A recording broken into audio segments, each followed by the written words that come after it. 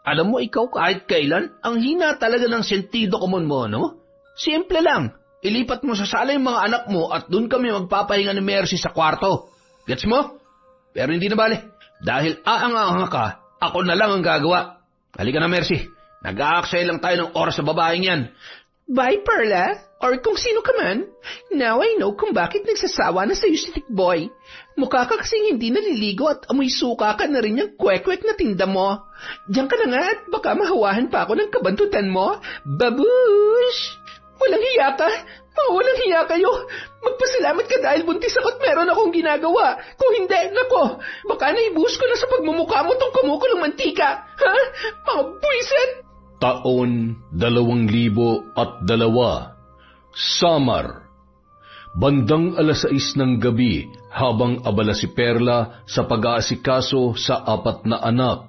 Lasing at pasuray-suray na dumating ang kanyang asawang si Tikboy. Padabog yun na siya ay inutusan. Oy, Perla, ipagtimpla mo nga ako ng kapit, ipaghain mo ako ng pagkain. Bilisan mo at nagugutom na ako. Nandyan ka na pala, mahal. Sandali lang, ha? Tatapusin ko lang linisin ton si Carlo. Ano sabi mo? Ibig mo sabihin, paghihintay mo ako nagugutom dito? Hindi mo ba ako naririnig?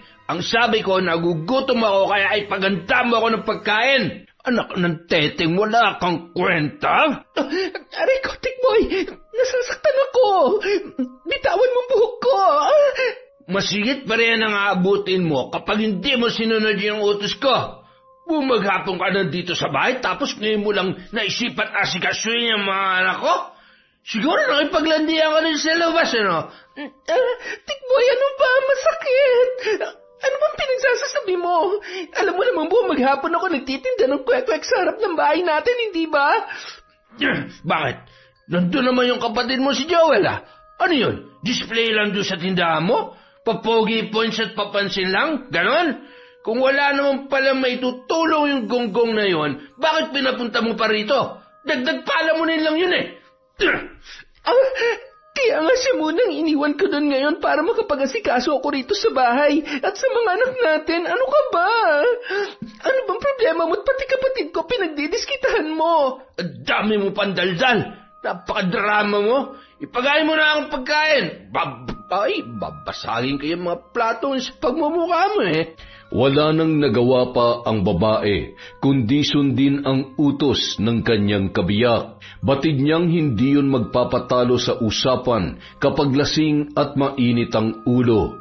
Ganun palagi ang ginagawa ng kanyang asawa sa halos araw-araw nilang magkasama.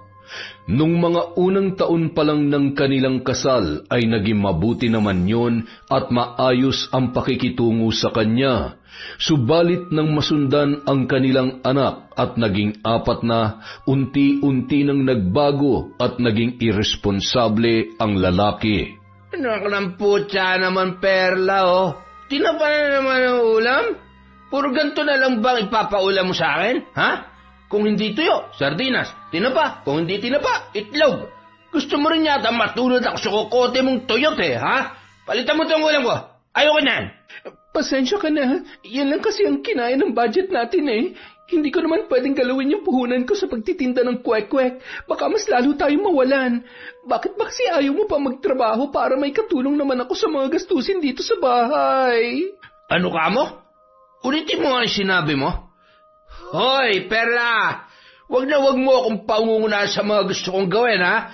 Magtatrabaho ko kung kailan ko gusto at wala kang karapatan na pilitin ako. Diyak ka na nga, lintik na walang na ako naggana kumain eh. Nagsimula nang magsiiyakan ang kanilang mga anak dahil sa nakitang pagbabangayan ng mag-asawa. Agad na kinuha ng babae ang 2 roon at kinarga sa magkabilang tagiliran para patahanin. Nasa ganoon silang tagpo nang pumasok sa pinto ang kapatid niyang si Joel. Gulat yon na nagtanong kung ano ang nangyayari. Ate Perla, Kuya Tikboy, ano na naman bang nangyayari dito? Naririnig ko yung iyakan ng mga bata sa labas. Nag-aaway na naman ba kayo? Ayun! Ang magaling na pogi at kunwaring masipag. Hoy, bata! Huwag ka nga umastan tagapagtanggol ng ate mo dyan, ha? Ano, feeling hero ka na naman, ganon? Isa ka rin namang inutil at dagdag pa kainin lang dito. Magsama kayo ng ate mong engot! Matapos sabihin ang mga pang-iinsultong yun, padabog na muling lumabas ng bahay si Tikboy at pabagsak na isinara ang pinto habang malakas na humahalakhak at pasipol-sipol pa papalayo ng bahay. Nang sila na lamang ang naroon ay agad na nilapitan ni Joel si Perla at nag-aalala na tinanong ang kanyang ate. Okay ka lang ba, ate? Sigurado sinaktan ka na naman ng hayop na lalaking yun. Ate naman kasi, bakit pa hindi mo na lang hiwalayan si Kuya Tikboy? Ilan ng anak nyo tapos ganyan pa rin siya. Mabait lang siya sa'yo kapag kailangan ka niya sa kamay. Pero pag tapos na, asal demonyo na ulit siya. Huwag mo akong alalahanin, Joel. Ayos lang ako. Mahal na mahal ko ang Kuya Tikboy mo at ayaw ko mawala ng ama mga pamangkin mo. Naniniwala ako na isang araw, magbabago pa rin siya. Teka, sinong bantay dun sa tindahan? Iniwan ko muna, wala namang bumibili kanina eh. Nagulat lang kasi ako at nag-aalala nung marinig ko nag-iiyakan na naman yung mga bata. Akin na nga muna yung si Sabrina. Maraming salamat, Joel, ha. Pasensya ka na rin kasi pati ikaw naiistorbo ko pa para lang samahan kami rito. Huwag mo na lang intindihin yung bayaw mo. Ganun lang yun kapag lasing. Wala namang problema sa akin, ate. Ikaw at kayo ng mga pamangkin ko lang ang inaalala ko. Hanggang kailan ba kasi ganyan si Kuya Tikboy? Kapag 10 o 1 dosena na yung mga anak ninyo? Huwag na nga natin siyang pag-usapan. O siya, sige, akin na ulit yung si Sabrina. Bumalik ka na rin sa tindahan at baka may bumibili na. Napabuntong hininga na lamang ang binata at maingat na muling iniabot sa kanyang ate ang kanyang pamangkin na si Sabrina. Mag-iisang taon pa lamang yun at pinakabunso sa 5 supling ng mag-asawang sina Perla at Tikboy. Muli namang ipinagpatuloy ng babae ang pag-aasikaso sa kanyang iba pang mga anak habang malungkot na binabalikan sa kanyang alaala ang mga nakaraan noong una pa lamang silang nagsasama ng kanyang asawang si Tikboy. Maraming salamat, love, kasi tinanggap mo ko. Alam mo, pakiramdam ko tuloy ngayon, ako na ang pinakamaswerteng lalaki sa buong mundo. Wala kang dapat ipagpasalamat, love. Mahal na mahal kita at walang dahilan para hindi kita tanggapin, no? Hindi ko nakikita yung sarili ko sa future na iba ang kasama ko kundi ikaw lang talaga. Ang sweet naman nun. Halika nga rito. Ang bango-bango mo talaga. Kaya love na love kita eh. Pangako, magiging mabuting asawa ako sa'yo. Iingatan kita, pati na ang 10 magiging anak natin. At syempre, hindi kita sasaktan. Grabe ka naman, 10 anak, love. Baka hindi na ako makilala ng mga kaibigan natin kapag inanakan mo ako ng 10. Pero malay natin, di ba? Basta ang mahalaga ngayon, alam kong mahal mo ako at mahal na mahal din kita. You know, halika na lang. Pasok na tayo sa kwarto. Gusto ko pang umisa eh. Tumigil ka na nga. Nakatatlo ka na kanina. Sige na, please. Pagbigyan mo na ako. Bitin pang love mo eh. Sige ka, kasalanan mo kapag sumakit tong puson ko. Napakahilig mo talaga. Sige na nga, last na to ngayong araw ha. Bukas naman ulit yung kasunod. Hindi ka sure dyan. Ayaw ko mangako. Halika na. Nang magsimulang magsama sina Tikboy at Perla, naging responsable naman ang lalaki. Nagtatrabaho rin siya bilang construction worker sa kanilang lugar at sa mga karatig baryo.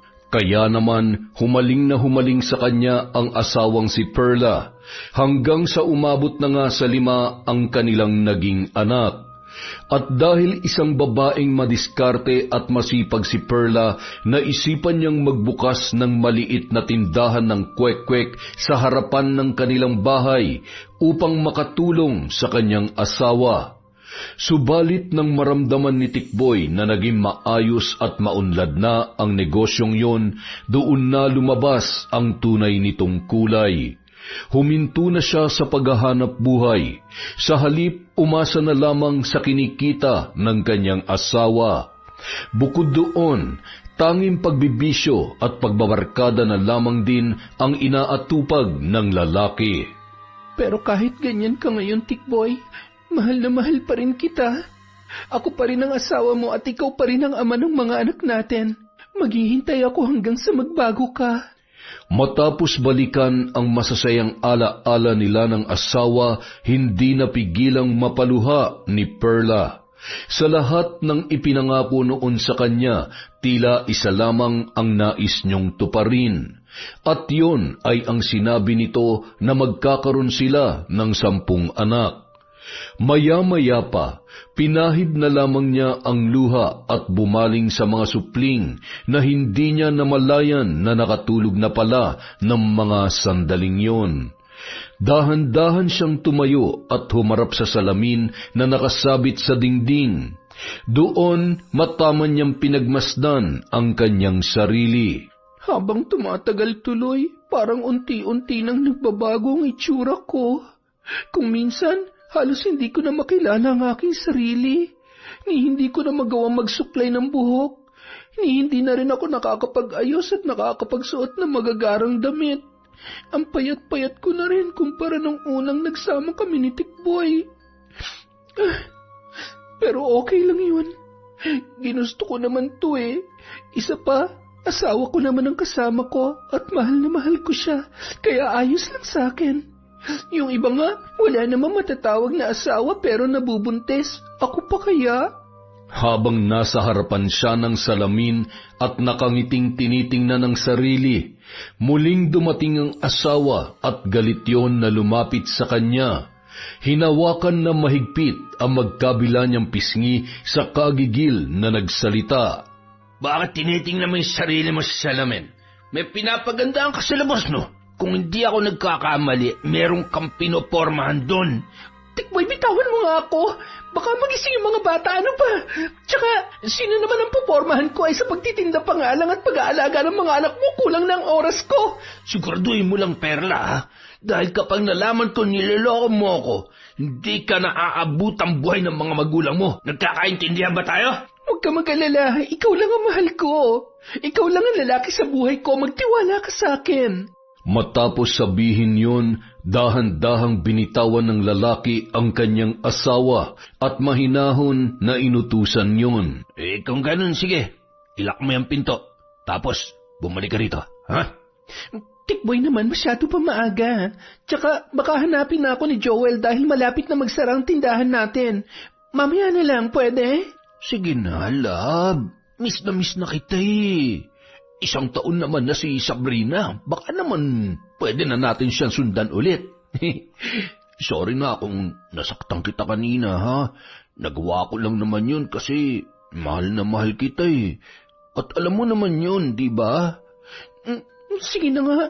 Pero bilisan lang natin, ha? Baka kasi magising yung mga bata eh.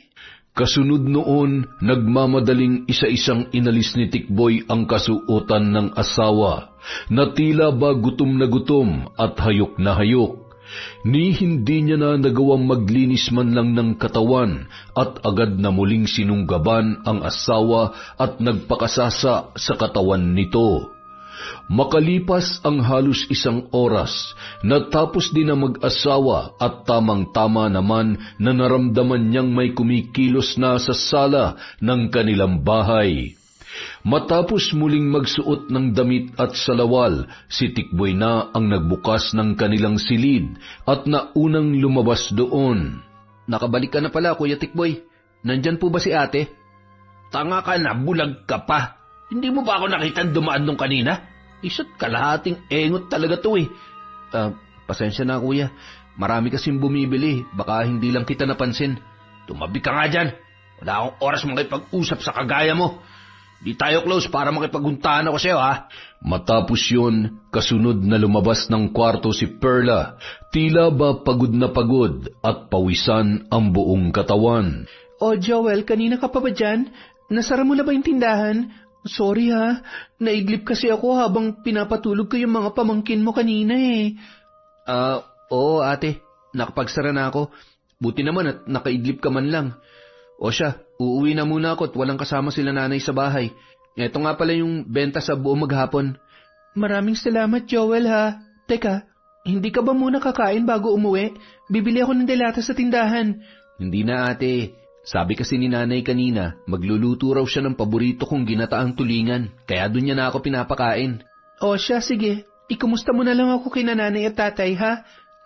Joel, oo nga pala, kung pwede, wag mo na lang sabihin sa kanila yung tungkol sa nangyari kanina, ha? Napabuntong hininga na lamang ang binata at napapailing na tinapik ang balikat ng kanyang ate bago muling nagpaalam. Sumilip muna siya sa kwarto kung saan natutulog ang 5 niyang pamangkin bago ngumiti kay Perla at tinungo ang pintuan para lumabas. Samantala, habang naglalakad pa uwi, hindi maiwasang isipin ni Joel at maawa sa kanyang ate Perla. Sa tuwing tinitingnan niya yon at mapagmamasdan ang kabuuan, tila ba hindi siya makapaniwala sa malaking ipinagbago ng katawan at mukha noon. Ay, Ate Perla, hindi ko alam kung saan ka kumukuha ng lakas at tatag kung bakit hanggang ngayon nagtitiis ka pa rin sa lalaking yan. Wala na yung totoong ate ko. Yung dating maganda, makinis, at ang malaprinsesang ate na kilala ko mula pagkabata. Ibang-iba ka na ngayon dahil sa lalaking pinili mo makasama.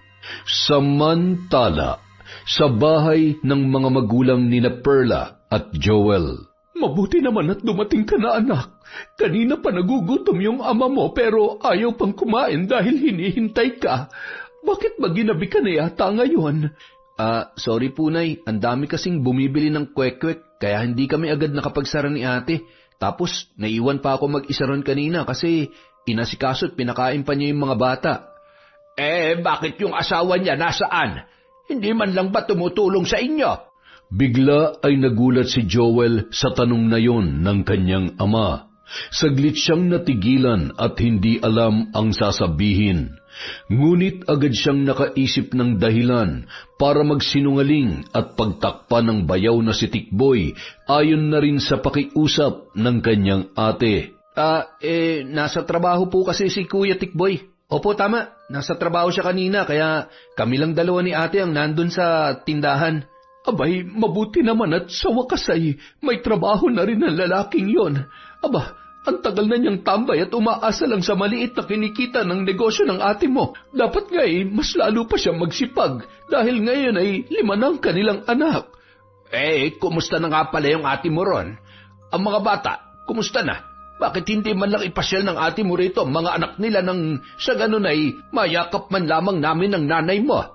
Mabuti naman po sila at maayos lang din po si ate. Kinukumusta niya nga rin po kayo at sabi niya, bibisita raw siya rito kapag nagkaroon ng pagkakataon. Habang sinasabi ang mga salitang yun, halos hindi makatingin sa mga magulang ang binata. Batid niya sa sarili na ilan lamang sa mga bagay na ibinalita niya ang totoo at karamihan ay pawang kasinungalingan lamang. Salamat sa Diyos naman kung ganon.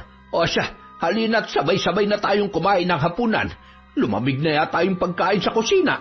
Simula nang makapanganak si Perla sa bunso nila ni Tikboy, hindi na yon muli pang nakabisita sa kanilang mga magulang. Hindi rin makapunta ang matatanda sa kanilang bahay dahil abala ang mga yon sa pagsasaka sa pag-aari nila na maliit na lupa. Kaya ganun na lamang ang pananabik nila na muling makasama ang anak na babae. At dahil madalas na muling magsiping ang mag-asawa, muling nabuntis si Perla sa ika-6 nilang anak. Dahil doon, nagpatuloy ang magaspang na pakikitungo sa kanya ng asawa, lalo pa at hindi na yon nakaka-score sa oras na nag-iinit ang kanyang katawan. Isang araw. Matagal ka pa ba dyan sa ginagawa mo, Perla? Marami kasing bumibili, love. Teka, sino yung kasama mo? Ipalilinis ko sana sa iyo yung kwarto natin Doon kami magpapahinga ni Mercy. Nasan ba yung magaling mong kapatid? Bakit wala kang kasama dito ngayon? Inutusan ko lang sumaglit sa palengke. May pinabibili lang ako. Teka, ano ulit yung sinabi mo? Isasama mo yung babaeng yan sa kwarto natin? Bakit? Natutulog yung 3 anak natin doon Alam mo, ikaw kahit kailan, ang hina talaga ng sentido komon mo, no? Simple lang. Ilipat mo sa sala yung mga anak mo at doon kami magpapahinga ni Mercy sa kwarto. Gets mo? Pero hindi na bale. Dahil aanga-anga ka, Ako na lang ang gagawa. Halika na, Mercy. Nag-aaksaya lang tayo ng oras sa babaeng yan. Bye, Perla. Or kung sino ka man. Now I know kung bakit nagsasawa na sa'yo si Tikboy. Mukha ka kasing hindi naliligo at amoy suka ka na rin yung kwek-kwek na tinda mo. Diyan ka na nga at baka mahawahan pa ako ng kabantutan mo. Babush! Walang hiya ka. Mga walang hiya kayo. Magpasalamat ka dahil buntis ako at meron akong ginagawa. Kung hindi, nako, baka naibuhos ko na sa pagmumukha mo tong kumukulong mantika. Ha? Mga buwisit! Hindi na siya sinagot pa ni Mercy. Sa halip ay nagpatuloy na lamang yon sa pagtawa ng malakas habang nagmamadaling sumunod kay Tikboy papasok sa loob ng bahay. Habang galit naman si Perla, nagsalita ang lalaking naroon na isa sa mga bumibili ng paninda niya na kwek-kwek. Naku, Perla, maniwala ka, magpapahinga lang yung dalawang yon. Lalaki rin ako at alam ko na ang lalaki kapag nagdala ng babae sa loob ng kwarto, alam mo na kung anong mangyayari. Manahimik ka na nga lang dyan, B-boy. Nabubwisit na nga ako, dinadagdagan mo pa. Oh, eto na yung kwek-kwek mo, magpakabusog ka. Grabe naman to. Nagsasabi lang naman ako ng totoo Pero hindi ako nagbibiro, Ate Perla. Subukan mong silipin yung dalawa ngayon. Malamang naglalangit-ngitan na yung papag nyo doon sa kwarto. Ilang saglit pa, dumating naman si Joel mula sa palengke. Agad na iniwan ni Perla ang kapatid sa tindahan at inihabilin dito ang dalawa pang anak. Saka nagmamadaling nagtungo sa loob ng bahay. Bagamat nagtataka, hindi na lamang yun pinansin pa ni Joel. Nang makapasok sa loob, nakita ni Perla ang tatlong anak na mahimbing pa ring natutulog sa mahabang upuan sa sala. Nakadama siya ng awa sa mga yun, kaya agad niyang nilapitan at hinaplos ang kanilang mga noo at muka. Pagkatapos ay dahan-dahan siyang lumapit sa nakakandadong pinto ng kanilang kwarto. Idinikit niya ang kanyang tainga upang pakinggan kung ano ang nangyayari sa loob. Mula roon, rinig na rinig niya ang halinghingan at impit na pag-ungol ng dalawa, kasabay ng paglangit-ngit ng papag na animoy malapit ng bumigay dahil sa sabayang paggalaw ni na Mercy at Tikboy. Halos sumabog ang dibdib ni Perla habang hinihingal sa galit na napapabulong sa kanyang sarili. Mangulang hiya kayo! Mga baboy, lintik ka, Tikboy. Hindi porke buntis ako ngayon, sisipin ka na sa ibang babae. Humanda kayo sa akin. Matapos yun sabihin, ubod lakas niyang tinadyakan ang pintuan, dahilan para pwersahang mabuksan yun. Doon tumambad sa kanyang paningin ang asawa at si Mercy na kapwa walang saplot at magkaniig sa ibabaw ng papag. Mga hayop kayo! Demonyo ka, Tikboy! Wala ka talagang kwentang tao! At ikaw naman, babae! Napakakati mo! Malandi ka! Mabilis na nagsitayo ang dalawa at agad na ibinalot ng babae ang nadampot niyang kumot sa hubad niyang katawan, habang si Tikboy naman ay dali-daling sinuot ang kanyang panloob bago mabilis na nilapitan si Perla at sinampal sa magkabilang pisngi. Dahil sa ingay, nagising ang tatlong bata at sabay-sabay na nag-iyakan. Buisit ka talaga? Sa dinami-dami ng araw ngayon ka pa talaga nagdrama? Pwede ba, Perla, sawang-sawa na ako sa mga pag-iinarte mo? Sa palagay mo, gugustuhin ko pa sumiping sa'yo? Tingnan mo nga yung sarili mo, losyang na losyang ka na. Hayop ka! Kampon ka ni Satanas! Ikaw rin naman ang dahilan kung bakit naging ganito ang itsura ko ngayon, Manahimik ka na kung ayaw mong inampaso ko yung pagmumukha mo. Ano ba naman yung losyang mong asawa, Tikboy? Storbo! Kausapin mo nga yan at sabihin mo sa kanya, no pets allowed dito sa kwarto mo. Leche ka, hayop! Walang delikadesa! Kakalbuhin kitang babae ka! Subukan mo lang nasaktan si Mercy at itutuloy ko talagang paglampaso dyan sa tuyot na pagmumukha mo. Nakikita mo ba yung sarili mo sa salamin, Perla? Di ba palagi ka naman tumitingin doon? Sana alam mo na tuyot ka na at wala na akong mapapala sa'yo. Halika na nga, Mercy. Umalis na lang tayo rito. Sige, lumayas ka. Sumama ka dyan sa babae mo. Total, hindi naman ako mahalaga sa'yo. Magpakasarap kayo niyang haniparot na impactan yan.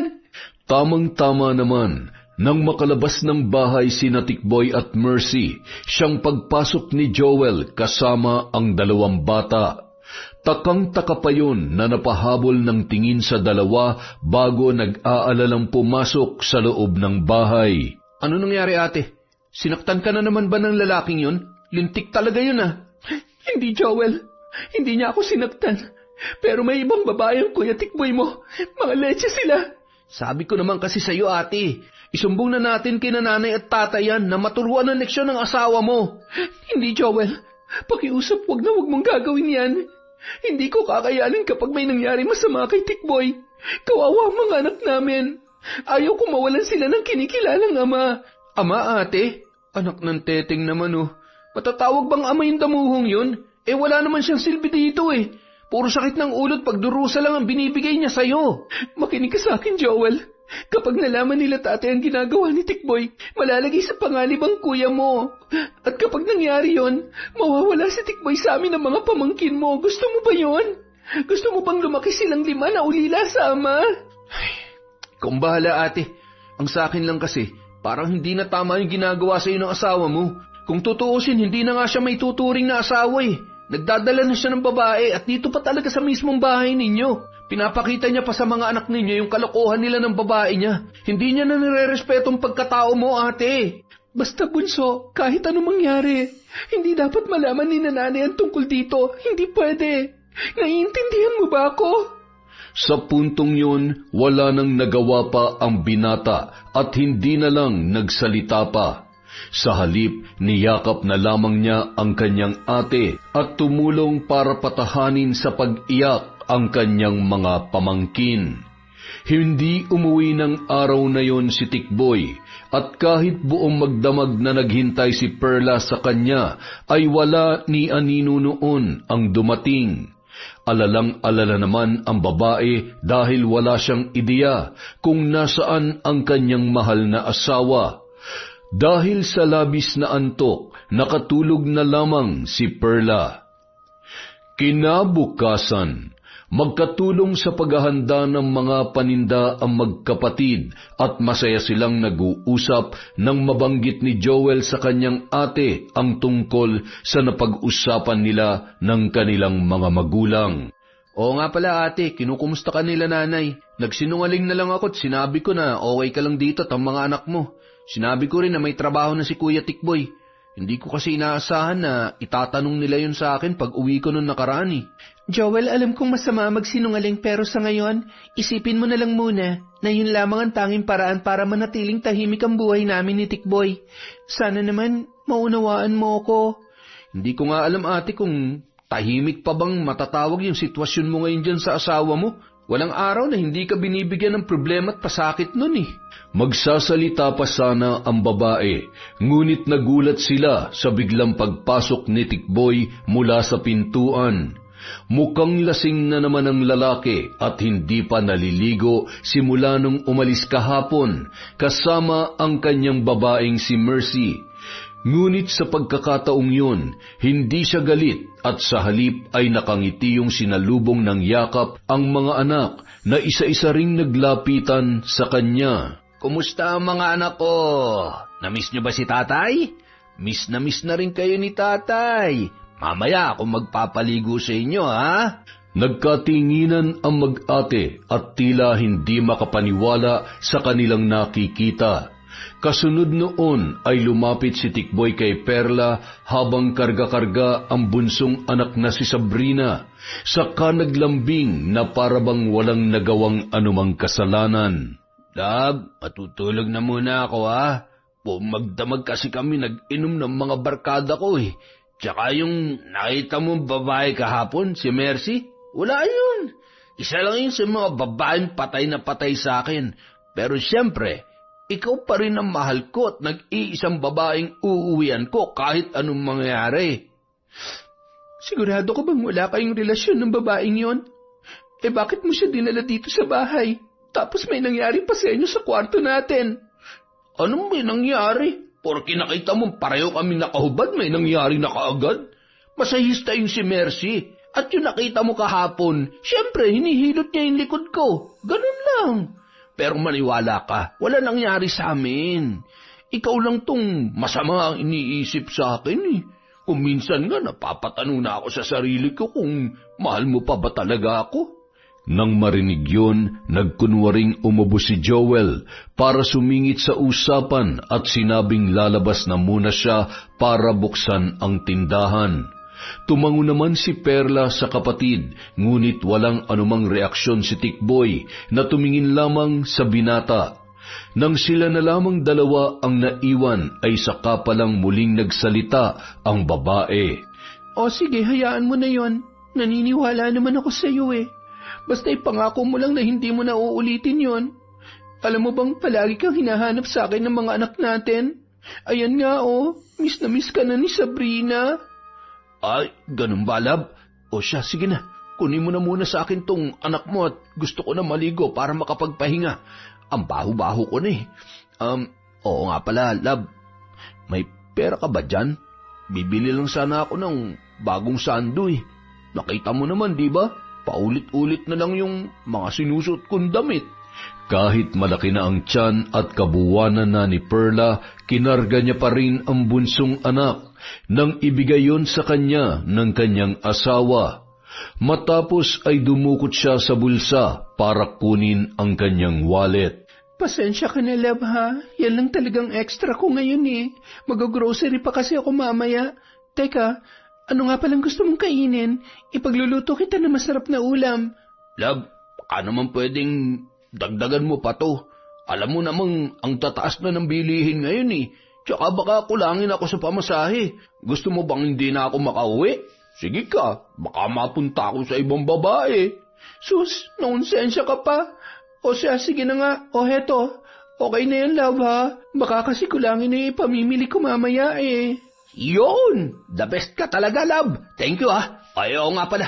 Gusto ko, ipagluto mo ko ng nilagang baka. Damihan mo, ha. Inimbita ko kasi si Mercy. Sabi ko, pumunta siya rito mamayang gabi at magiinuman kami. Oh, teka, baka mag-isip ka na naman ng masama, ha? Magiinuman lang kami, yun lang, wala nang iba. Isang bote lang, tapos uuwi na rin yun. Napasimangot na lamang si Perla nang marinig ang sinabing yun ng kanyang asawa. Ngunit agad siyang niyakap ni Tikboy at nilambing habang karga pa rin niya ang kanilang anak. Agad na nawala ang kanyang inis dahil sa ginawang yon ng lalaki at muling umiral ang pagmamahal niya para doon. Kasunod noon ay sinabihan na niyang maligo at magpahinga na ang asawa. At gaya ng kanyang ipinangako, ipinagluto ni Perla ng nilagang baka si Tikboy. Bagamat may kamahalan ang presyo noon, hinati-hati na lamang niya ang natitirang pera para maibigay lamang sa lalaki ang nirequest nitong putahe. Kinagabihan, dumating nga si Mercy at tila nang aasar pa na nakangiti kay Perla habang nasa kwarto si Tikboy at nagpapalit ng damit. Mukhang hindi ka pa rin naliligo, Inday, ah. Ano, dugyot lang? Nangangamoy ka na? Dahil bisita ng asawa ko kaya tatanggapin ko yung pang-iinsulto mo, Mercy. Isa pa, wala ako sa mood para makipagtalo. Baka mapaanak ako nang wala sa oras ng dahil sa'yo. Oh, speaking of, nagtataka lang ako kung paano nasikmura ni Tikboy na buntisin ka at anak ka ng pang-anim kahit ganyan ang itsura mo. Sobrang ew! Nang marinig yun ni Joel, na noon ay papaalis na rin sana para umuwi sa bahay ng kanilang mga magulang, hindi na niya napigilan pang sumagot upang ipagtanggol ang kanyang ate Perla. Hoy, kung sino ka man na bigla na lang umeepal dito sa bahay, wala kang karapatang insultuhin at maliitin ang ate ko sa sarili niyang pamamahay. Kumpara naman sa inyong dalawa, mas kadiri ang bulok na pagkatao mo. Hayaan mo na sila, Joel. Ako na lang ang bahalang mag-asikaso sa kanila ng Kuya Tikboy mo. Sige na, umuwi ka na at baka hinihintay ka na nila nanay. Sigurado ka, ate. Wala akong tiwala sa pagmumukha niyang babaeng higad na yan. Mukhang hindi gagawa ng mabuti. Alam mo, Pogi, gusto ko lang sabihin sa'yo, just in case na hindi mo pa alam, bakla lang ang sumasali sa usapan ng mga babae. Bakla ka ba, my dear? Huh? Binabalaan kita, umayos ka. Huwag na huwag mong sasaktan ng ate ko. Kapag may nangyaring masama sa sanggol na dinadala niya, sinasabi ko sa'yo, manghihiram ka ng mukha sa aso. Sige na ate, uwi na ako. Ay, grabe nakakatakot naman. Habang abala at masayang nag-iinuman sina Mercy at Tikboy sa sala, sinamantala ni Perla ang pagkakataong yun para asikasuhin at pakainin ang kanilang mga anak. Matapos ay pinatulog niya na ang mga bata. Kumilos na rin siya para maligo at ayusin ang sarili, hindi para magpapansin kay Tikboy, kung hindi para papreskuhan ang kanyang katawan mula sa buong maghapon na pagtitinda. Habang nasa loob siya ng silid at binabantayan ng mga anak na natutulog, ay narinig niyang tinawag ni Mercy ang kanyang pangalan. Batid niyang lasing na yon dahil halos mabulol na sa pagsasalita. Lumabas naman siya bilang respeto sa asawa dahil bisita noon ang babae. Hoy, hindi, Perla. Ikaw ba nagluto nito nilagang baka? In fairness, ang sarap. Alam mo bang paborito ko to? Salamat. Kaya pala yan ang ipinaluto sa akin ni Tikboy dahil alam niyang paborito mo. Buti ka pa, alam niya kung anong gusto mong ulam. Samantalang ako, ewan. Ay, tingnan mo to. Nagdrama ka na kaagad yan. Sinabi ko lang naman ang totoo. Minsan lang ako magsabi ng katotohanan. Kaya pag nagsalita ako ng ganon, maniwala ka na. Psst! Tara na, mag-inom na lang tayo dito. Huwag mo nang pinagkakausap yung babaeng yan at wala ka nang mapapala dyan. Kung sa bagay, tama ka naman dyan.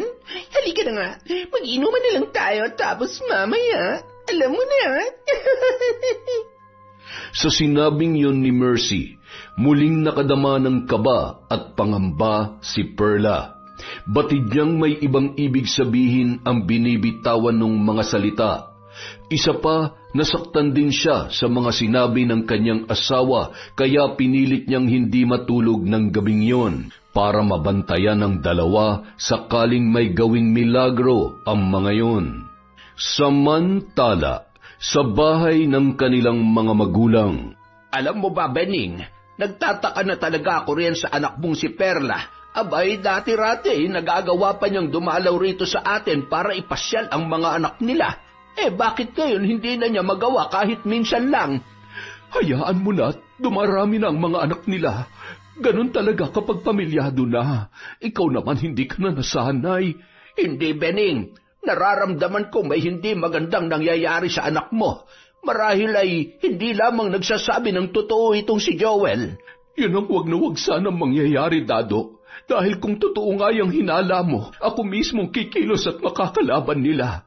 Kilala mo ako, at alam ni Perla ang kaya kong gawin laban sa mga masasamang tao na magtatangkang tarantaduhin tayo. Ay, oo, alam ko naman yan. Bueno, hayaan na nga lang muna natin sila. Matulog na muna tayo at lumalalim na ang gabi. Habang nasa kanyang silid si Joel, rinig na rinig niya ang usapang yun ng kanilang mga magulang. Bahagya siyang nakadama ng kaba sapagkat tila unti-unti nakakahalata na ang nanay at tatay nila tungkol sa totoong nangyayari sa kanyang ate. Dahil doon, napabulong na lamang siya sa kanyang sarili. Iba talagang pakiramdam ng may mga kakaibang kaalaman at kakayahan. Hanggang kailan kaya ako magsisinungaling sa kanila? Hanggang kailan ko kaya itatago sa kanilang totoo na hindi talaga maayos ang sitwasyon nila ate at ng mga pamangkin ko sa piling nung siraulong asawa niya? Samantala, hindi na malaya ni Perla na nakatulog na pala siya dala ng labis na antok sa pagbabantay sa dalawa. Nagising na lamang siya nang maramdamang tila may kumakalabit sa kanyang balikat. At nang magmulat siya ng mata, sa kanya lamang nakita na si Mercy pala yun. Mercy? Bakit? Teka, nasan si... Yung asawa mo? Ayun, taob. Tinalo ko sa inuman. Humahagok na sa sobrang himbing ng pagkakatulog sa upuan. Wala, mahina yung asawa mo. Ay, oo nga pala. Ginising lang kita kasi uuwi na ako. Iutik mo nga ako dun sa labas at isara mo tong pinto pagbalik mo, ha? Nakadama ng pagkainis si Perla dahil tila inuutusan at ginagawa siyang tau-tauhan ng babae. Ngunit mabuti na lamang pauwi na yon, kaya minabuti niyang ihatid na lang para wala nang mang-istorbo at upang makampante na rin siya na wala nang aahas sa kanyang asawa. Kumuha muna siya ng tuwalya para ipangtalukbong sa ulo upang hindi mahamugan. Nasulyapan pa niya si Tikboy na nakanganga at malakas na humihilik habang tulog na tulog sa upuan. Nang nasa tarangkahan na sila, nagsindi muna ng sigarilyo si Mercy at nagsalita. Samahan mo muna ako rito saglit. Uubusin ko lang itong yosi ko. Bakit kasi nagsindi ka pa? Alam mo namang uuwi ka na. Huwag ka masyadong atat na bumalik sa loob ng bahay niyo, Perla. Manlilokong lalaki lang din naman ang madadatnan mo ron. Walang bago. Ha? Anong ibig mong sabihin? Bumuga muna ng usok paitaas si Mercy, kasabay ng pagbuntong hininga bago muling nagsalita. Nagtakip naman ang ilong si Perla gamit ang laylayan ng tuwalya na nakatalukbong sa kanyang ulo. Pasensya ka na sa usok, pero alam mo bang mahal na mahal ko yung asawa mo? Alam ko, kasi kung hindi ka naman magtsatsaga sa ugali niya. Tulad ko, mahal ko rin siya, lalo na mga anak namin, kaya pinagtitiisan ko na lang siya. Pero noon lang yon, nung hindi pa niya sinasabi sa akin na may asawa at mga anak na pala siya. Pero nung malaman kong pabilyado ng sila ulong yan, itinuring ko na lang siyang kaibigan. Kaya lang nalaman mo na? Hindi na itinuloy ng babae ang nais niyang sabihin. Sa halip, isang malakas, ngunit pilit na tawa lamang ang isinagot niya kay Perla. Pagkatapos ay muli siyang sumagot. Wala yon. Gusto ko lang alisin yung antok mo. Kalimutan mo na yung mga sinabi ko. O siya, sige na. Pumasok ka na dun sa loob at baka mahamugan pa yung bata sa tiyan mo. Alalahanin mo, malapit ka ng mga anak kaya mag-iingat ka. Sige, aalis na ako. Bye! Ha? Teka, hindi pa ubos yung sigarilyo mo Hayaan mo na. Hindi naman iiyak yan kapag hindi ko inubos Sige na, pumasok ka na rin sa loob. Salamat nga pala sa nilagang baka. Sa susunod magte-take out na ako, ha? Napangiti naman si Perla sa huling tinuran ng babae bago yun tuluyang umalis. Kasabay noon, nakadama siya ng kapanatagan dahil sa biglang pagbabago ng pakikitungo noon sa kanya. Subalit naiwan siyang nakatulala at hindi maalis sa isip ang kanina ay nais sanang sabihin ni Mercy. Para bang may gusto yung ipaalam sa kanya, ngunit pinigilan lamang ang sarili. At dahil nakakaramdam na siya ng lamig mula sa dampi ng hangin sa kanyang kinatatayuan, nagpasya na siyang pumasok na sa loob ng bahay. Hindi na niya inabala pa ang sarili sa anumang bagay. Ang mahalaga lamang, umalis na ang babae na pinangangambahan niyang tanging kaagaw kay Tikboy. Samantala, matapos makapanganak ni Perla, nagpasya na siyang magpatali nang sa ganon ay hindi na masundan pa ang kanyang pagbubuntis. Sinuportahan naman siya ng kapatid na si Joel sa desisyong yon. At nang malaman yun ni Tikboy, sa halip na magalit ay tila tuwang-tuwa pa ang kanyang asawa.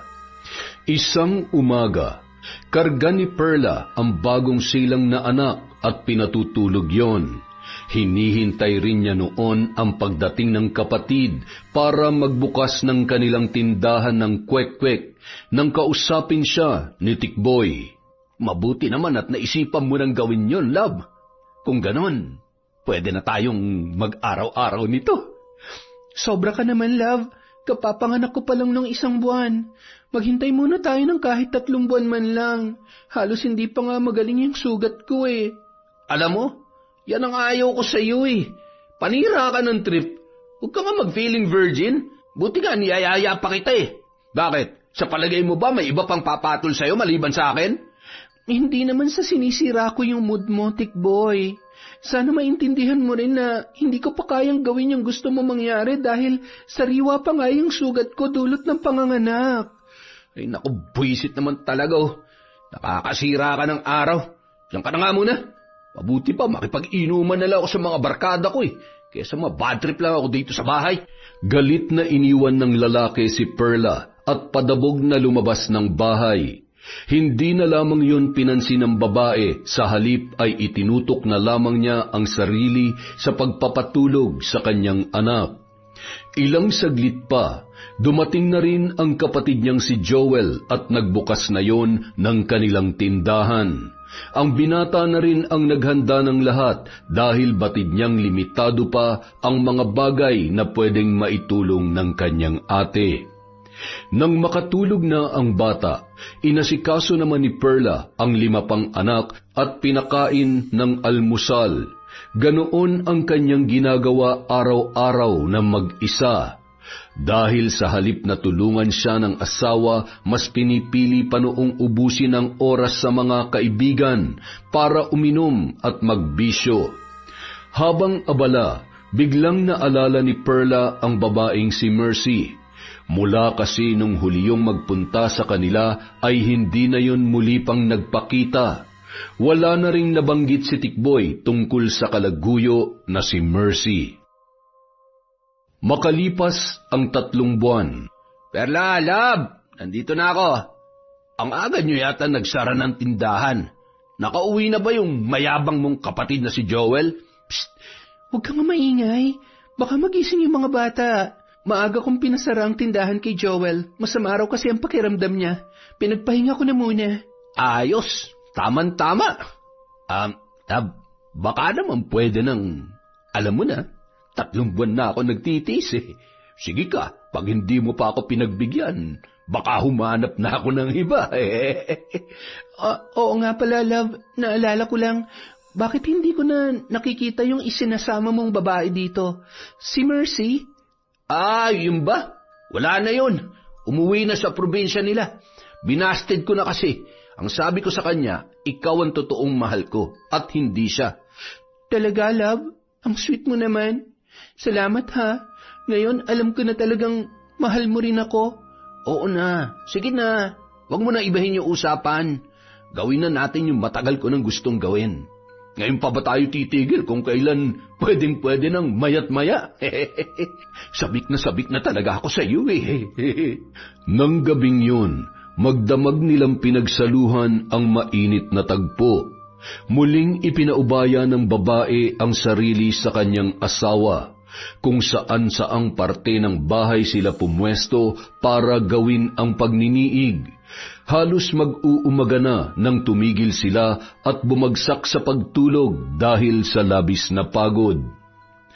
Makalipas ang ilang araw, muling naging abala si Perla sa kanyang negosyo kasabay ng pag-aalaga sa 6 nilang anak ni Tikboy. Hindi pa rin siya magawang tulungan noon dahil madalas pa rin yung abala sa pansariling kasiyahan. Mabuti na lamang hindi siya pinababayaan ng kanyang kapatid na si Joel. Isang gabi, katatapos pa lamang nilang magsara ng tindahan at kaaalis pa lang ng kanyang kapatid. Kasalukuyang nasa lababo noon ang babae habang naghuhugas ng mga ginamit sa pagtitinda nang umuwi si Tikboy mula sa paglalakwatsa. Perla, pahiram nga muna ng 2,000. Natalo ako sa sugal Babayaran ko lang si Kamaning. Wala akong ekstrang pera ngayon, Tikboy. Hindi ko naman pwedeng ipahiram sa iyo yung puhunan ko sa pagtitinda dahil wala akong mautangan para palitan yon. Galit na lumapit sa kanya ang asawa at pabalya siyang iniharap noon saka sinakal sa leeg. Alam mo ikaw, napakadamot mo talaga sa akin. Hinihiram ko lang naman, ibabalik ko rin. Ano bang problema mo? Babayaran? Paano ka makakabayad wala ka namang trabaho? Saan ka kukuha ng ipambabayad? Magnanakaw ka, ganon? Ba't talaga bang inuubos mong pasensya ko, ha, Perla? Parang hindi asawang tingin mo sa akin, ha? Bakit ikaw, Tikboy? Asawa bang trato mo sa akin? Kailan ka ba naging mabuting ama sa mga anak natin? Ganun, ha? Hetong sa'yo! Akmang susuntukin na sana ng lalaki ang muka ng kanyang asawa, subalit mabilis na nadampot ni Perla ang kutsilyo na naroon sa lababo. Agad niya yung itinutok sa leeg ni Tikboy sa kagalit na nagsalita. Sige, Tikboy, subukan mo akong saktan ulit. Tingnan lang natin kung hindi bumulwak yung dugo mo sa leeg mo. Aba't marunong ka ng lumaban ngayon, ha? Pasalamat ka, wala ako sa mood makipagbalasan sa'yo. Pero huwag ka magpakakampante, Perla. Hindi pa tayo tapos. Pabalya siyang binitawan noon at isinalya sa lababo, saka naghihimutok na umalis. Agad namang nagsilapitan kay Perla ang 5 anak na noon ay umiiyak na rin. Binitawan niya ang hawak na kutsilyo at inilapag yon sa lababo, saka nagngingit-ngit na niyakap ang kanyang mga anak ng sabay-sabay. Pinapasok niya sa kwarto ang mga bata at muli ay napatingin siya sa salamin na noon pa man ay naging saksi na sa unti-unting pagbabago ng kanyang itsura mula nung siya ay dalaga pa hanggang sa nangayayat, natuyot at tila nilaspag na inahing aso. Simula ngayon, hindi mo na ako pwedeng saktan pa. Ang tagal kong nagtiis at tinanggap ang lahat ng kasamaan at hindi makataong pagtrato mo sa akin. Pero ngayon, hindi na ako papayag na gawin mo ulit yon. Nanggigigil na sambit niya habang matamang nakatitig sa sarili niyang refleksyon sa salamin at habang nasa ganoong pag-iisip, isang desisyon ang binuo niya para sa kanyang sarili. Kinabukasan. Uy, Ate Perla, mukhang kakaibang beauty mo ngayon, ah. Bagong gupit at nakaayos ka yata. Tsaka, bagay sa'yo yung floral na duster mo, ha? Parang in love ka na ulit kay Kuya Tikboy, ha? Manahimik ka nga dyan, B-boy. Wala ako sa mood para makipagbiroan, ha? Bakit? Masama na bang magayos ng sarili kahit 6 ng anak ko? Ay, hindi naman sa ganon. Ang totoo nga, parang nakikita ko ulit sa iyo yung dating Ate Perla nung una pa lang kayo nagsasama ni Kuya Tikboy, eh. Dati na ako maganda, B-boy. Diyan ka na nga at baka kanina pa ako hinihintay ni Joel. Mag-isa lang siya dun sa tindahan at walang katulong sa pag-aalaga ng mga anak ko. Aba, mukhang nagising na sa katotohanan yung babaeng yun, ah. Ibang-iba na ang aura niya ngayon. Kung totoo man na nauntog na nga siya, tama lang ang desisyon niya. Nung araw na yon, napagdesisyonan ni Perla na magpagupit at magpaayos ng kanyang buhok. Isinabay na rin niya ang paglalagay ng kaunting makeup at lipstick na tamang-tama lang para maging presentable at kapansin-pansin sa sinumang makakakita. At nang makarating sa bahay, halos hindi rin makapaniwala ang kapatid na si Joel sa bago niyang itsura. Ale, sino po kayo? Nagkamali po yata kayo ng pinasukang bakuran. Tindahan po ito ng kwek-kwek at hindi stage sa beauty pageant. Sira ka talaga, Joel. Kumusta rito? Nasaan yung mga bata? Ano? Bagay ba sa akin ang bago kong hairstyle? Oo naman, ate. Bagay na bagay sa iyo yung bago mong look. Hindi nga kita nakilala eh. Parang bumalik na yung dati kong ate. Yung mga bata nga pala, nandun sa loob ng bahay, naglalaro. Hay naku, Joel. Kapatid nga kita. Pero salamat naman kung ganon. Sandali lang ha, aasikasuhin at pakakainin ko muna yung mga pamangkin mo. Babalik ako agad dito para matulungan ka. Sige ate. Nako, Chuck, luluwa na naman ang mata ng manyak mong asawa. Teka, nasan nga pala yun? Maglaway siya't manigas. At saka, ewan ko kung nasan yung damuhong yun. Wala na rin akong pakialam sa kanya. Umuwi siya kung uuwi siya. Mas maganda nga kung wag na eh. O siya, sige, maiwan na muna kita riyan ha. Yan ang ate ko.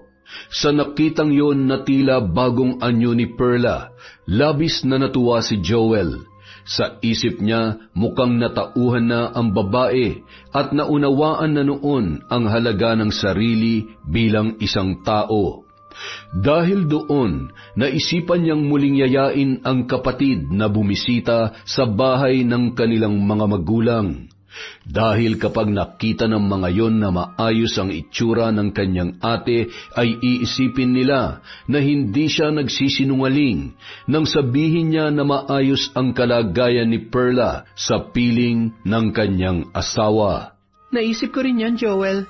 Sige, bukas na bukas din, bibisita tayo kina nanay at tatay. Miss na miss ko na talaga sila eh. Isasama ko lahat ng mga bata at hindi na muna tayo magtitinda. Pero kailangan pa rin kita rito bukas ha, para may katulong ako sa mga pamangkin mo. Alam mo naman, 6 yon, baby pa ang isa. Yun! Sige ate, bukas. Maaga pa lang pupunta na ako rito. Teka, Gusto mo bang sabihin ko na mamaya kina nanay at tatay para makapagluto sila ng paborito mong ulam? Sigurado matutuwa yung mga yon. Huwag mo na munang sabihin. Gusto ko sorpresahin sila ng mga apo nila. Isa pa, para hindi na rin mapagod sa pagluluto si nanay. Ako na lang ang magluluto kapag nandun na tayo. Ayos! Maganda yung naisip mo, ate. Excited na tuloy ako. Kinabukasan, itinuloy ng magkapatid ang pagpunta sa bahay ng kanilang mga magulang. Hanggang sa mga oras na yun ay wala pa rin ang asawa niyang si Tikboy at tila ba wala na yung planong umuwi. Ngunit hindi na yon inisip pa ni Perla dahil tuluyan nang nawala ang pakialam niya sa lalaki. Mauna na kayo doon, Joel. Isabay mo na yung 4 na bata at ako na magdadala kay Baby at kay Jessie. Ako na rin ang bahala sa iba pa nilang mga gamit. Marami pa rin kasi akong ililigpit eh. Ikakadena ko pa yung pinto ng tindahan para sigurado tayo. Sige ate, hindi rin pala tayo kasya lahat sa tricycle kaya doon na lang namin kayo hintayin sa bahay ha. Mag-iingat kayo ha. Yung mga bata huwag mong bibitawan. Malilikot pa naman ng mga yan. Matapos yon, nauna na nga si Joel na umuwi sa bahay ng kanilang mga magulang, kasama ang 4 na anak ni Perla. Naiwan naman ang panganay na anak na si Jessie na noon ay 11 taong gulang pa lamang. Nakahanda na sana ang lahat at lalabas na lamang sila ng bahay, ngunit pagbukas ng pinto, bumungad sa kanya ang nanlilimahid sa pawis at nanlilisik ang mga matang asawa na si Tikboy. Saan ka pupunta, Perla? Aalis ka't isasama mo yung mga anak natin? Sa tingin mo ba papayag ako? Pumayag ka man o hindi, wala na akong pakialam sa'yo, Tikboy. Isa pa, kinananay lang naman kami pupunta. Masama bang bisitahin ang mga magulang na matagal ko nang hindi nakakasama? Kapag sinabi kong hindi kayo aalis, hindi kayo aalis. Teka, mukhang iba na yata ang itsura mo ngayon ha. Siguro may nilalandi ka ron sa lugar ng mga magulang mo, no? Kaya nagkukumahog kang pumunta. Pwes, hindi ako papayag. Hindi man lang natinag ang babae sa bantang yon ng asawa. Sa halip, hinawakan niya sa braso ang panganay na anak habang karga naman niya ang 4 na buwang sanggol. Nakasukbit sa likuran niya ang backpack na naglalaman ng mga gamit ng mga bata. Lakad na, Jessie. Huwag mo nang pansinin yung tatay mo. Ah, ganon. Huwag palang pansinin ha. Ito sigurado mapapansin mo. Naramdaman ni Perla ang malakas na suntok ni Tikboy sa kanyang sikmura. Agad siyang nahirapang huminga at humigpit ang pagkakahawak sa braso ng anak na si Jessie. Sa isang kamay ay karga pa rin niya ang sanggol at iniingatang wag yung mabitawan. Napanganga siya sa sakit habang unti-unting nawawala ang lakas at balanse dahil sa suntok na yon ng kanyang asawa. Bago pa siya mawalan ng malay at tuluyang bumagsak sa sahig, tanging malakas na pag-iyak na lamang ni Jessie ang kanyang narinig, bago naramdaman na may kumuha sa sanggol mula sa kanyang braso. Sige na, Mercy. Dalhin mo na yung 2 bata doon sa sinabi ko sa iyong lugar at siguruhin mong itatali mo maigi yan si Jessie, ha? Matalinong bata yan. Baka matakasan ka pa. Ikaw naman, Tikboy. Ano bang tingin mo sa akin, tanga? Sige, mauna na kami. Hapon na nang magising si Perla dahil sa iyak ng sanggol na nasa kanyang tabi. Pilit na iminulat niya ang mga mata at naramdaman niyang masakit ang buo niyang katawan. Akmang yayakapin na sana niya ang sanggol, ngunit nagulat siya nang malamang nakatali pala ang 2 niyang kamay at paa sa gilid ng kama. Hindi siya makagalaw kaya nagsimula na siyang mag-hysterical. Nasaan ako? Nasaan ang anak ko si Jessie? Hayop ka, Tikboy! May tao ba rito? Bigla siyang kinabahan nang igala niya ang kanyang paningin. Hindi pamilyar sa kanya ang silid kung saan sila naroroon. Nang bumaling siya sa kabilang panig ay nakita niya sa sofa ang anak na si Jessie na mahimbing na natutulog. Diyos ko, tulungan niyo po kami. Jessie, anak, okay ka lang ba? Nagpatuloy siya sa pagsigaw at paghingi ng tulong hanggang sa maya-maya. Naramdaman niya na tila may mga yabag ng mga paa na papalapit sa kanilang kinaroroonan. Kasunod noon ay bumukas ang pinto ng silid at iniluwa ang lalaking si Tikboy. Hayop ka talaga, Tikboy. Ako na lang ang kunin mo at huwag na mga anak ko. Demonyo ka! Magbabayad ka sa mga ginawa mong to! Kalma ka lang, my loves. Nakaka-4 na round pa nga lang ako eh. Bitin pa ako at gusto ko pandagdagan. Wala ka talagang kaluluwang animal ka. Masahol ka pa sa demonyo. Pakawalan mo ako rito. Galit na sigaw ni Perla habang pilit na sinusubukang magpumiglas at kumawala sa pagkakatali. Nang pakiramdaman niya ang kanyang sarili, ay nabatid niya na ginamit siya ng lalaki dahil may mga kung anong likido pang tumutulo mula sa kanyang pagkababae. Kahit pa ulit-ulit kang sumigaw, walang makakarinig sa'yo rito, my love. Akin ka lang at walang sino man makakakuha sa'yo. Naintindihan mo? Nakangising inilapit pa ni Tikboy ang muka sa babae habang nang aasar na tumatawa. Dahil sa labis na galit, paulit-ulit na dinuraan ni Perla ang kanyang muka. Nainis naman si Tikboy at pinagsasampal siya noon. Halos mawalan na siya ng malay dahil sa lakas ng mga sampal nito. Kasunod ay narinig niyang nagising ang anak na si Jessie at nagsimula na yung umiyak habang tinatawag ang kanyang pangalan. Pakawalan mo ako rito, Tikboy. Parang awa mo na. Kailangan ako ng anak mo. Huwag ka mag-alala, Perla. May mag-aalaga naman sa kanila habang nakatali ka riyan at pinagsasawaan ko ang balik-alindog mong katawan. Nagulat si Perla nang marinig ang pangalan na tinawag ng kanyang asawa. Agad na pumasok sa pinto ng silid si Mercy at nakangiti pa sa kanya. It's nice to see you again, Perla. Kumusta ka na? Mahal, Tikboy, ito nga pala yung pinapakuha mong tubig. Inumin mo na habang malamig pa. Salamat, mahal. Mabuti ka pa maaasahan at hindi ako iniiwan. Ikaw, Mercy? Mga hayop talaga kayo. Sinasabi ko na nga ba, ano bang kailangan niyo sa amin ng mga anak ko? Bakit kailangan niyo pa silang idamay? Hindi na sumagot si Mercy. Sa halip ay bumaling na lamang yon kay Tikboy saka muling nagsalita. Magpahinga ka na, mahal. Ako nang bahala sa mag-iinang to. Bahagya pang ngumiti si Tikboy at hinagkan sa pisngi ang babae bago nang iinis na tumingin pa kay Perla saka lumabas ng silid. Nang sila na lamang ang naiwan, ikinagulat ni Perla ang kasunod na sinabi ni Mercy. Psst, huwag ka maingay. Itatakas ko kayo ng mga anak mo rito. Huwag ka magpahalata sa demonyong lalaking yon.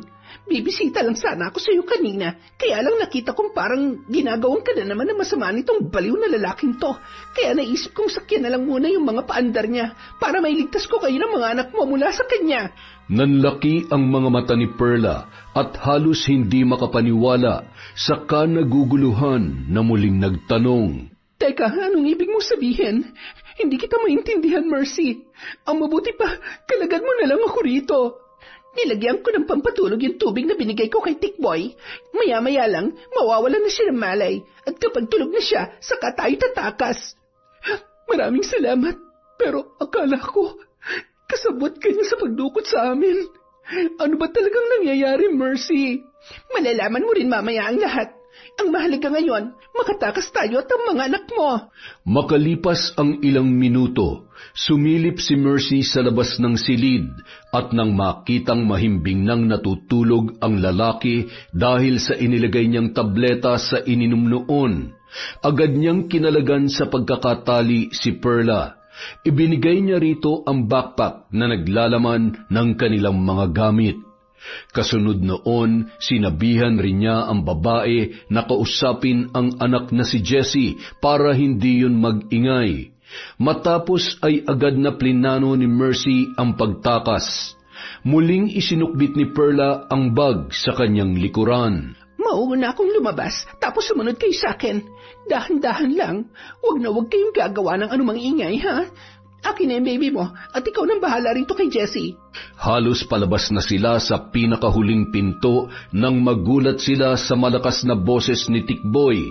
Sabay silang napalingon sa pinanggagalingan ng tinig at gulat na gulat nang makita ang lalaki.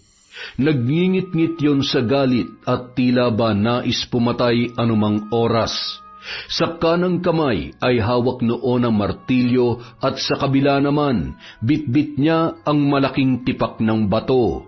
Sa tingin nyo makakatakas kayo sa akin? Alam mo, Mercy, kung mautak ka, mas mautak ako sa'yo.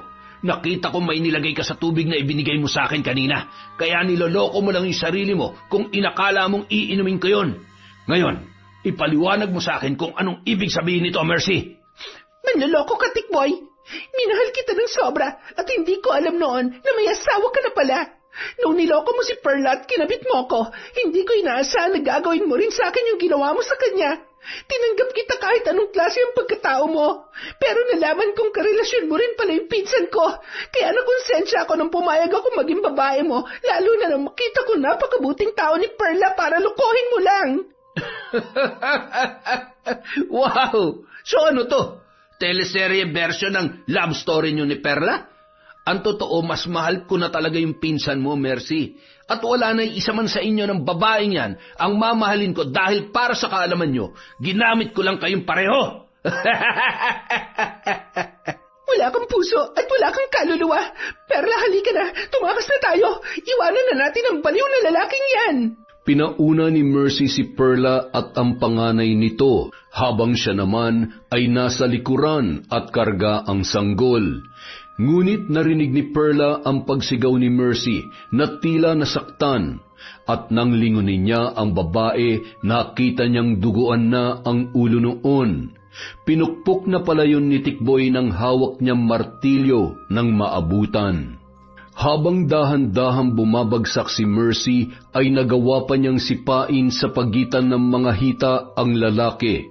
Agad na napaluhod sa sakit si Tikboy at napaupo sa sahig. Mabilis na iniabot ni Mercy ang sanggol kay Perla na noon ay hindi na alam ang gagawin. Kahit nanghihina, inagaw ni Mercy kay Tikboy ang hawak nitong bato at ubod ng lakas na ipinalo yon sa ulo ng lalaki. Nawalan ng malay si Tikboy at nanghihinang nagsalitang muli si Mercy. Tumakas na kayong mga anak mo, Perla. Iwanan mo na ako rito. Salamat, Mercy. Hindi kita makakalimutan. Maya-maya, muling nakabawi si Tikboy at dahan-dahang bumangon. Nakita niyang nahihirapang huminga si Mercy habang nakahandusay sa lapag. Ngunit sa halip na tulungan ay muli niya yung pinukpok ng martilyo. Paulit-ulit yon hanggang sa nabasag na ang ulo at mukha ng babae at namatay. Yan ang bagay sa impakailamera ka. Hayop ka talaga. Kung hindi dahil sa iyo, hindi sana nakatakas yung mga yon. Traidor! Teka, uuwi muna ako sa bahay. Gagamutin ko muna tong sugat ko. Alam kong dun lang pupunta sila Perla at ang mga anak namin. Aray! Buisit ka, Mercy. Ikaw may kasalanan ng lahat ng ito eh.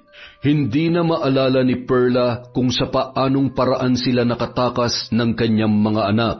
Basta ang alam niya lang, madilim na ang paligid nang bumiyahe sila sakay ng tricycle.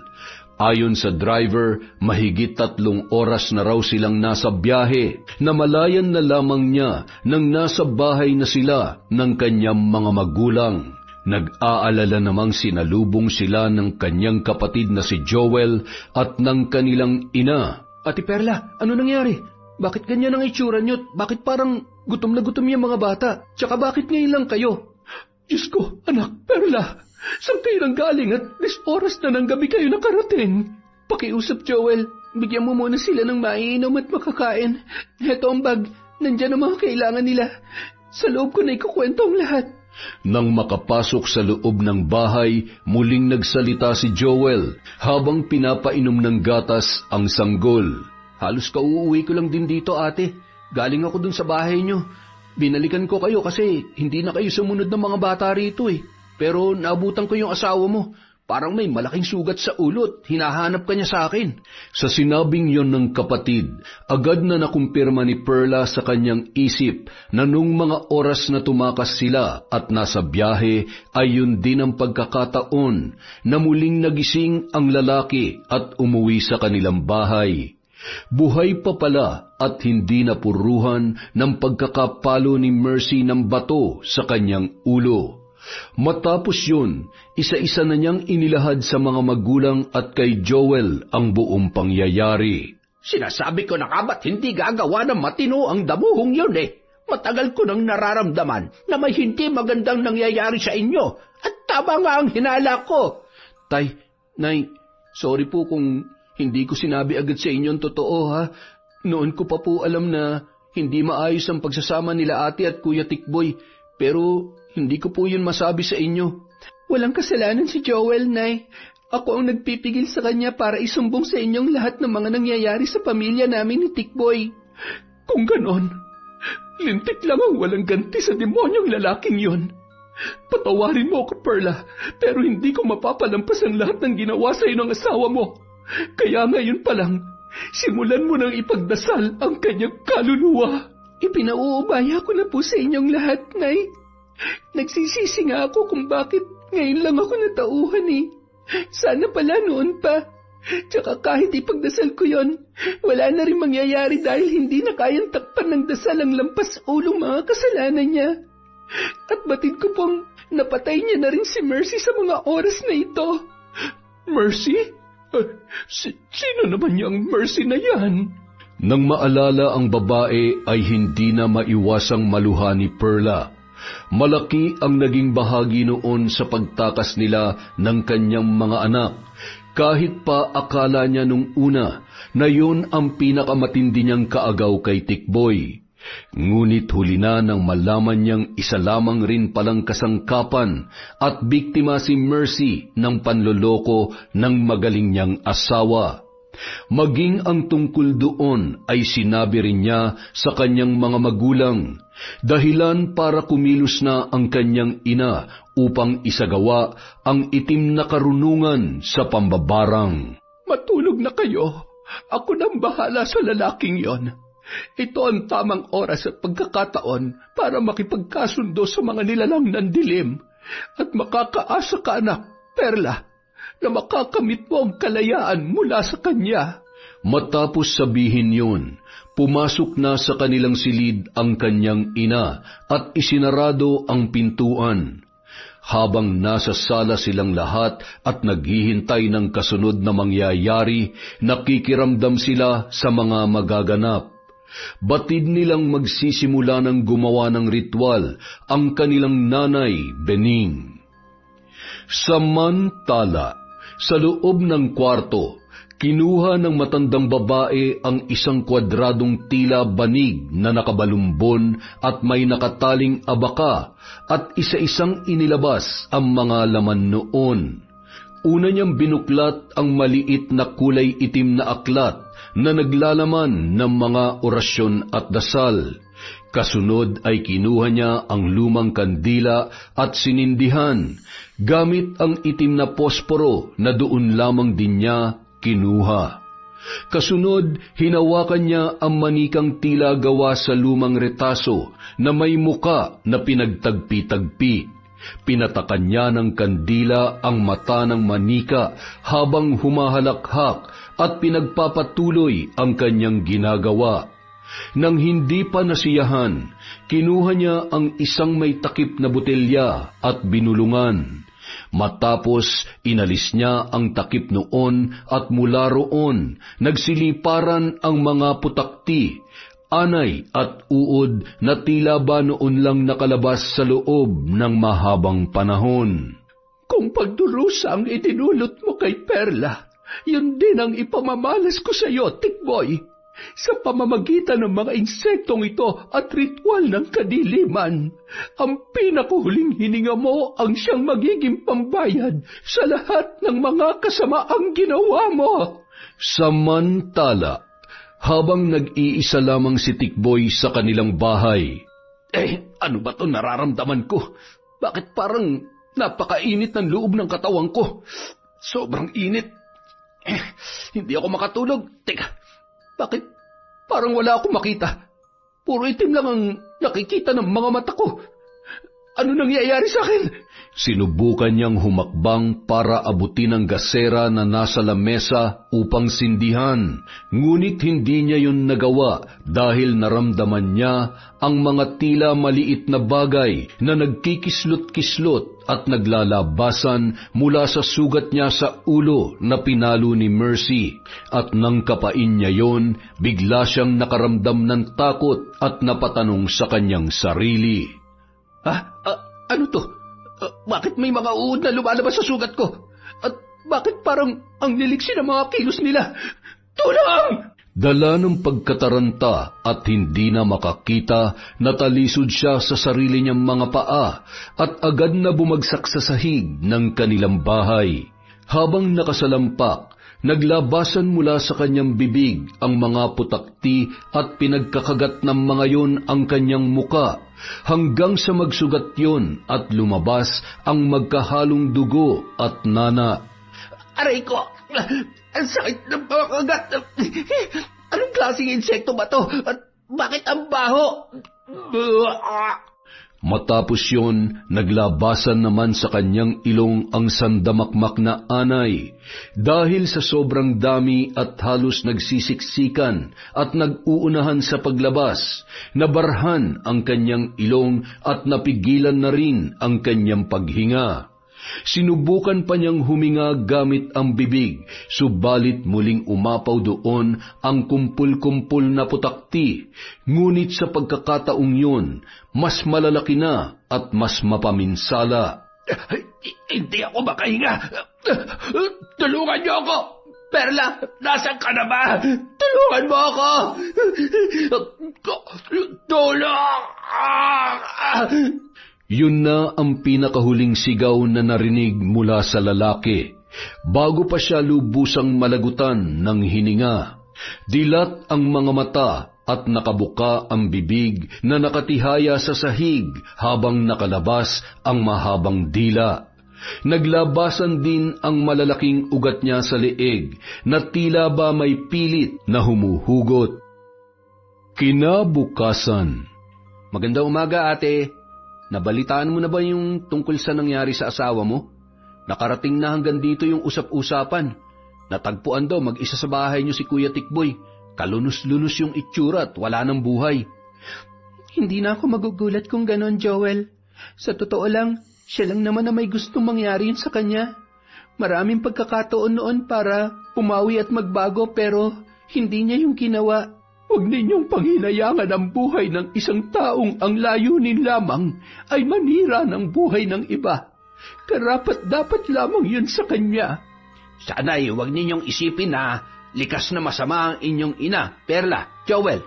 Tandaan ninyo palagi na walang sino mang nais gumawa ng kasamaan, maliban na lamang kung yun din ang tanging paraan para makalaya mula sa mga mapagsamantala, abusado at mapang-alipin na tao. Maraming salamat po, Nay. Hindi dahil sa pagkitil mo sa buhay ni Tikboy gamit ang pampabarang. Batid kong mali rin ang pumatay ng kapwa, pero nagpapasalamat ako sa habang buhay na kalayaang ibinigay niyo sa akin at sa aking mga anak. Ipinapangako kong bubuhayin at itataguyod ko sila kahit mag-isa lang ako at palalakihin ko sila na may takot sa Diyos para hindi sila magmana sa walang hiyang ama nila. Siya, kumalma na tayong lahat.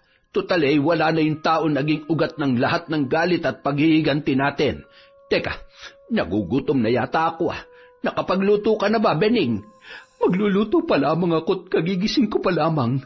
Kung talagang nagugutom ka may natira pang pritong tilapia dyan mula sa ulam natin kagabi. Mauna ka nang kumain. Naku po.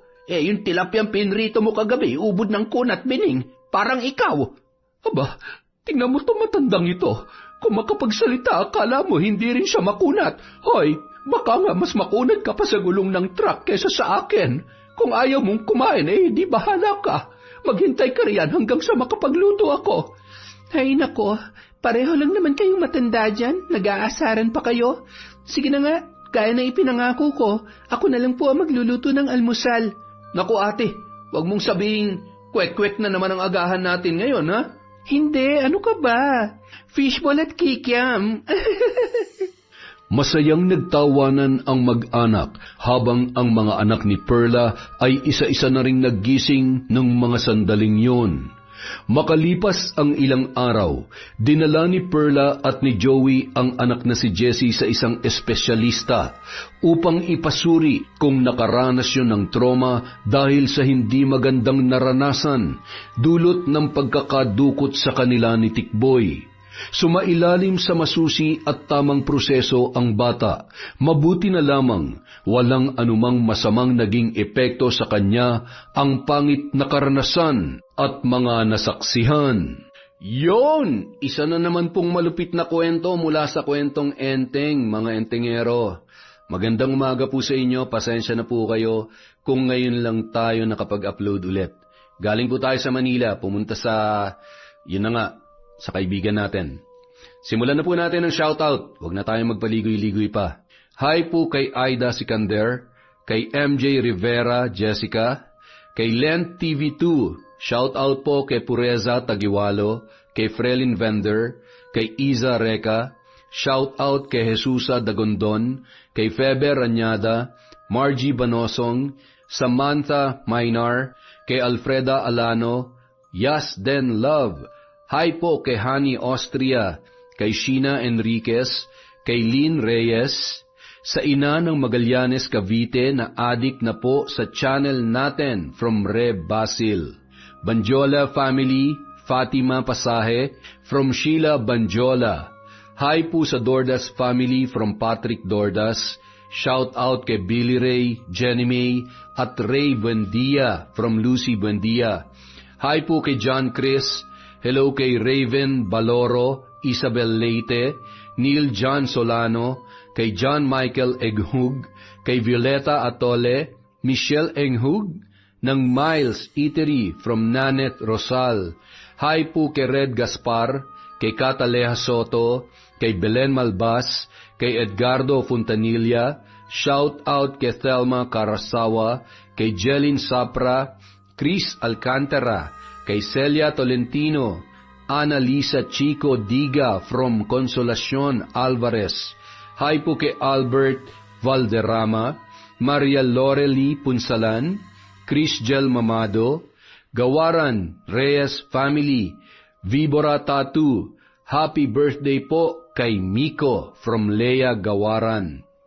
Hi po kay Connie Cruz, kay Lea Tan, kay Marilyn Orchid, kay Lady Dam, kay Merly Amistad, Yumul Hilda. Shout out po kay Lady Sparrow Taurus, kay Jeffrey Zabala, kay Tessie Reyes, kay LJ Ann, Flory Jade, Ate Ems, Team High Speed, at kay Boss Sherry May of Memory Avenue, Jensan. Hi po kay Regan Machico, sa Buendia del Rosario, Paraton, Lampasam Family from Lucy Buendia. Hi po kay Mercy Aninion, kay Elizabeth Dungka, kay Jerilyn Byron, kay Gemma de Ocampo of Jeddah. Hi po sa mananahi ng Pandi Bulacan, LJ Melano, Tibong, Borbor, Ilong from Darwin Mercado. Hi po sa Galedo family from Babes, kay Lady Dam, Maria Consuelo Benitez, Marcos Balingasa at Romela Terrado. Hi po kay Alesna Roda, kay Jessica Sobremonte, kay Rosemary Casonete. Shout out kay Vicky Abut, kay Salvacion Roldan, Milrose Galvez, Roberto Anadia. Iba raw si Mare, boss eh. Hi po kay Margie Adayo, kay Merideth Jurila, sa babaeng mandirigma, kay Bret Hart, kay Chodoro Pagaling. Hi po kay Jonah Lopez Pachancilla, kay Rose Potato 19, kay Roslyn Jimenez, kay Analye Untayaw, kay Jinaya Dagison, Marilyn Ilagan from Oman. Hi kay Ramil Fariolin, kay Medelina, kay Mea Espiritu, kay Des Limbo, kay Raimundo Gatmen from Milan, Italy. Shout out kay Glyza Pal, kay Yolanda Lopez, Luella de la Peña, Cristina Peru, Josephine Marcaida, Monica Nieves, Heidi Ramos Saison Huntilla of Mexico, Pampanga, kay Ofelia Comaling, kay Lydia Lopez, kay Marian Laborte, kay Leona Taytay, Angelina Ignacio, kay Cercado, kay Amy Bug, kay Robert Crimen, at kay Michelle Garcia. Para po sa mga hindi nabanggit, marami pa po tayong susunod na videos. Bukas po ulit meron tayo.